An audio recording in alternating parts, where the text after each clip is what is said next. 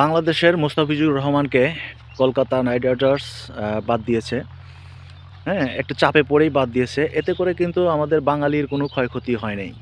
বেশিরভাগ ক্ষতিটা ইন্ডিয়ারই হয়েছে।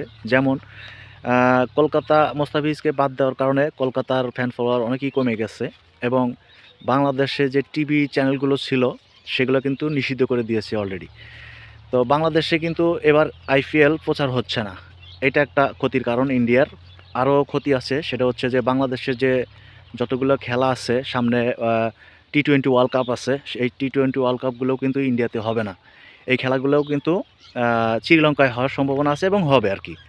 কারণ ক্রীড়া উপদেষ্টা আসিফ নজরুল তিনি একটা চিঠি দিয়েছে আইসিসিকে।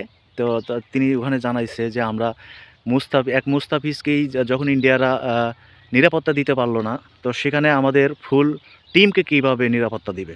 তো এইভাবেই কিন্তু লিখে একটা চিঠি দিয়েছে আইসিসিকে। তো ওনারা কিন্তু এটা অ্যাকসেপ্ট করছে এবং সেটা বিবেচনা করেই কিন্তু ইন্ডিয়া থেকে খেলাটা উঠাই নিয়ে শ্রীলঙ্কায় দিয়েছে। তো এতে করে কিন্তু ইন্ডিয়ায় বেশি ক্ষতিগ্রস্ত হয়েছে, আমাদের বাংলাদেশে ততটা ক্ষতিগ্রস্ত হয়নি। প্রিয় দর্শক শ্রোতা, ভিডিওটা কেমন লাগলো এবং অবশ্যই ভিডিওর নিচে কমেন্টে জানায় যাবেন যে ক্ষতিটা কার বেশি হলো। সকলে ভালো থাকবেন, সুস্থ থাকবেন। আসসালামু আলাইকুম।